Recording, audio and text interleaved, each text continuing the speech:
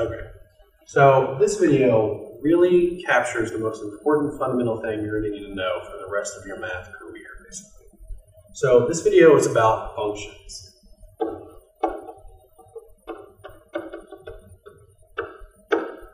So even when you move on to trigonometry and calculus, calculus is basically this analysis of functions and how they behave and act. Well, so far, you've probably seen something like this, where we said y equals x, or you may have even seen polynomials that are higher order, like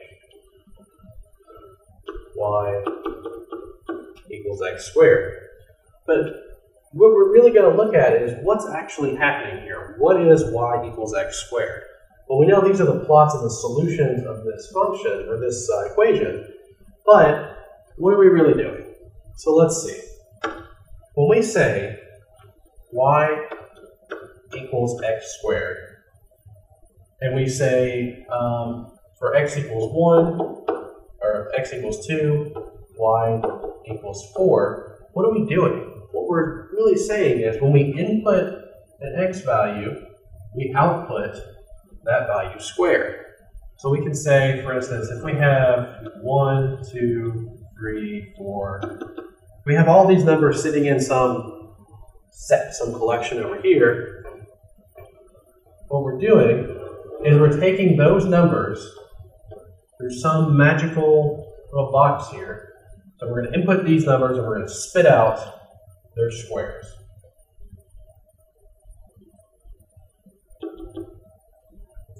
So what we've done is we've taken x values, put them through some machine, some map, some box, and got out the value of x squared. So what we're saying is we're going to put this x through some process and get out x squared. We call this process a function. So we're saying that we're going to take x and we're going to do something to it. We're going to act a function, we're going to act this map on x. And what we're going to get is x squared. So when whatever we put in here, whatever we put in there comes out as that value squared. So we're going to put in 2. So the function acting on 2 gives us 2 squared. The function acting on x plus 1 gives us this object squared. The function acting on, I don't know, let's say smiley face gives us smiley face squared. It doesn't matter what we put in there. The function does the same thing to whatever is here. And that's very important, especially something like this. So let's look at other types of functions, other ways we can transform our x to new values. So let's say our function, and it could be anything, we don't have to call it f, g. G is doing something to x. G is operating, acting on x. We can call it an operator if we want.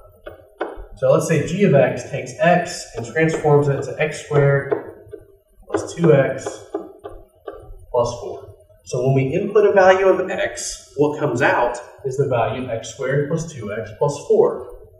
So let's say we know what g of x does. It does exactly this. So let's say we want to define g of 3. So what this does, g takes the value 3 and transforms it into this value.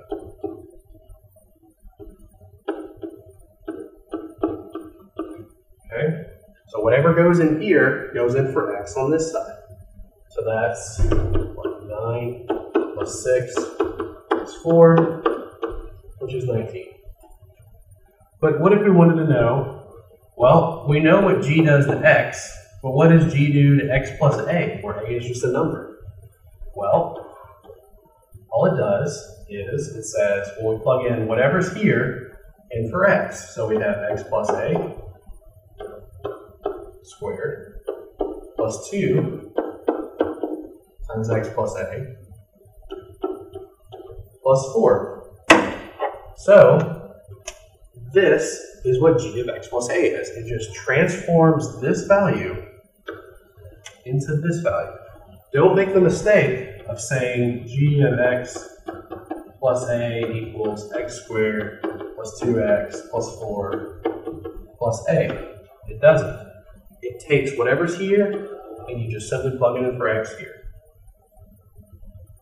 So let's look at some common terminology of this. So back when we had 1, 2, 3, 4, so on,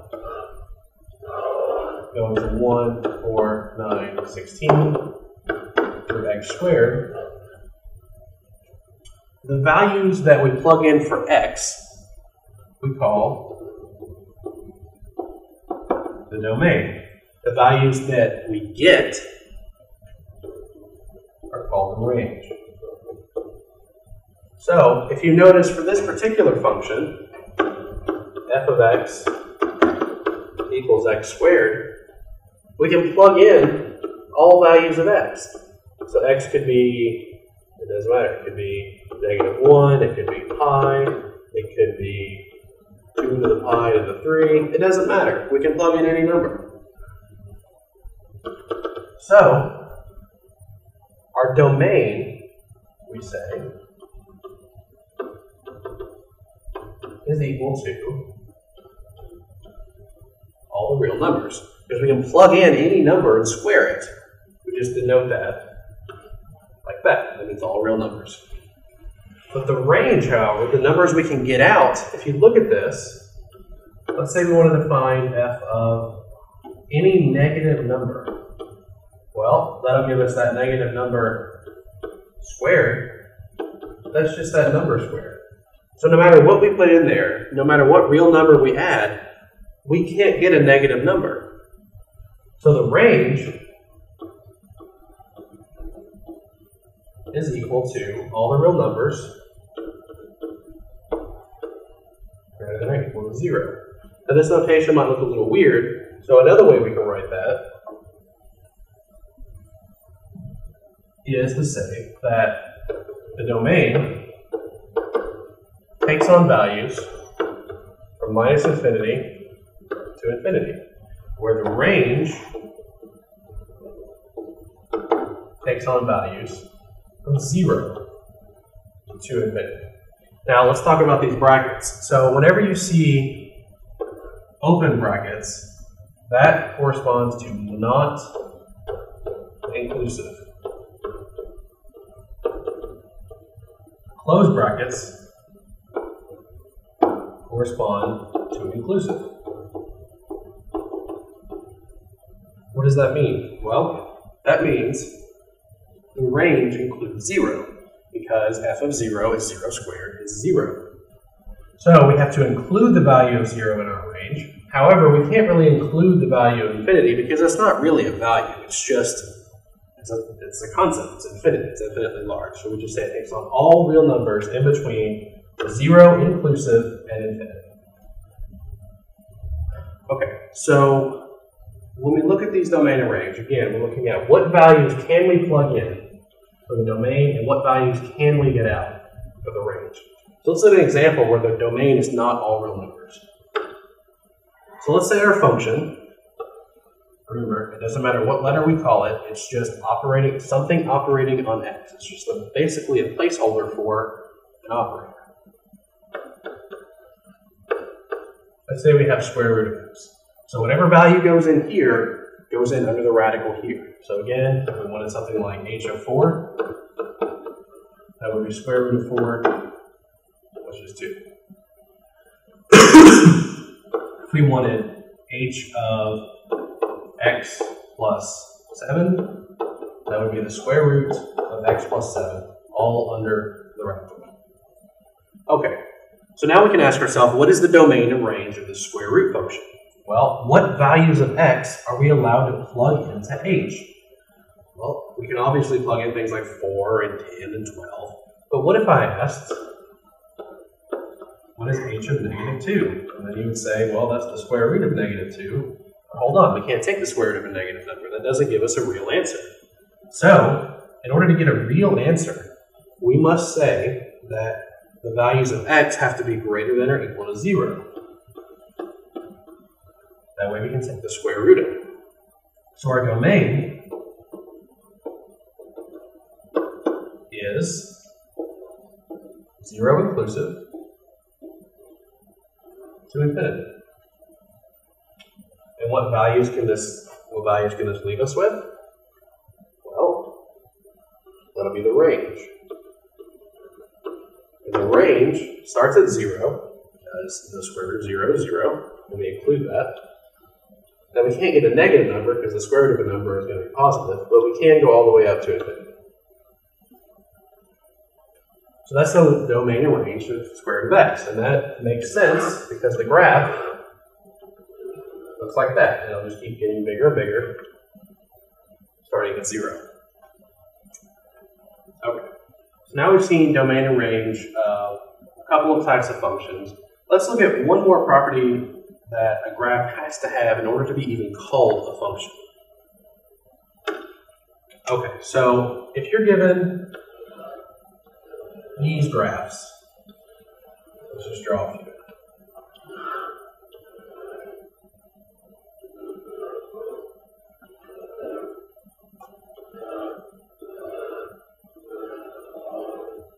Okay, out of these three graphs, which ones can I write as f of x equals something? Well, in this case, we know that this is f of x equals x squared, because when we plot the values, so 2 squared is 4, negative 2 squared is 4, so on and so forth, we can get all of these values. Same thing over here. You can do that just fine, because for a given x, we can plot its f of x value. But what about this? What about this circle here? Let's say I looked at a, and I wanted to say, what is f of a? If a function exists. Well, I could say, well, it's obviously that. But I could also say, it's that. So we can't say what it would be, because there's two possible values. So we can't actually write that, because it has more than one value. So in order for a graph or a mapping to be called a function, it has to pass what's called the vertical line test. And all that says is, if we were to draw a vertical line anywhere, it can only touch the graph at one point. Here it touches at 2, so this can't be written as a function. However, here, it only touches at 1 at every point. Same thing here. We're going to draw vertical lines wherever we want it. It would only touch the graph at one point. So these pass the vertical line test. This fails. This cannot be written as y equals simply one equation. It can't be written as a function. We can write this, however, as y squared plus x squared equals r squared, because that's the graph of a circle. But you see, when you solve for y, you get a plus or minus square root of r squared minus x squared. And so the fact that you have to have two different equations to describe this graph means you can't write it as one function. So that's really the big parts of functions. So I want to review really quick the main point that you should get out of this. Whenever you see something like f of x equals x squared plus x plus 1, just remember that this f is acting on x to give you this value.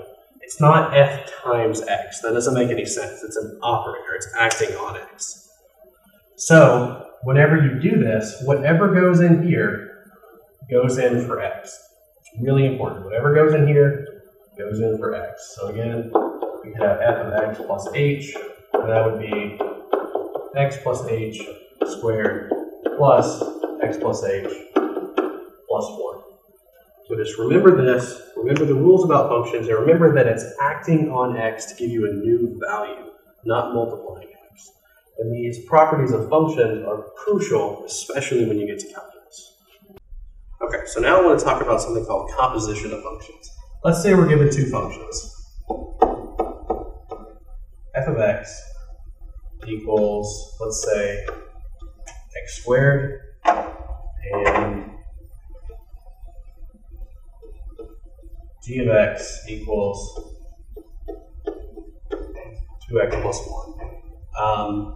What is f of g of x? That's what I want to know. I want to know, how can you write f of g of x?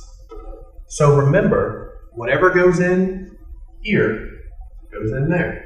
So this is simply g of x squared. And we know what g of x is, so it's 2x plus 1 all to be squared. That's what's called a composition of functions. You're taking one function and composing it with the other. Let's do it the other way around. G of f of x. Well, we know g of x is this, so whatever goes in here goes in there. So we have 2 f of x plus 1, which is equal to 2x squared plus 1. Now notice, these are not equal. So in general, we have f of g of x is not equal to g of f of x. Now there's a special class of functions where this is true, and we'll get to those at a later day.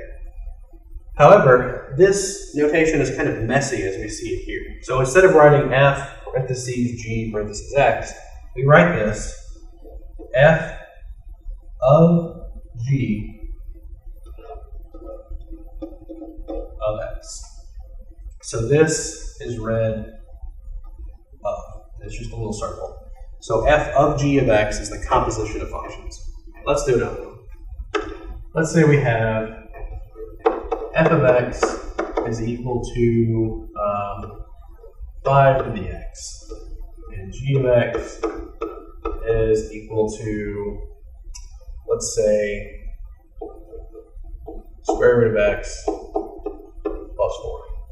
I want to know, what is f of g of x? Well, again, remember, this is taking f of g. So we're taking whatever's here and plugging g in for that. So that's going to be 5 to the g of x, which is going to be 5 to the square root of x plus 4. And don't make the mistake and say that it's 5 to the square root of x and then put a plus 4 out here. It's 5 to the entire function g of x. Okay, now what is g of f of x?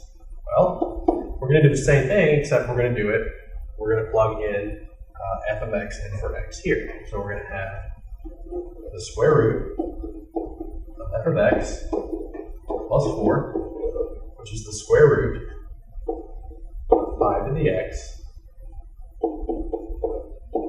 plus 4. And that's all there is to it. So this is the idea of the composition of functions. So you can do this, and again later on we'll figure out special composition of functions that are called inverse functions.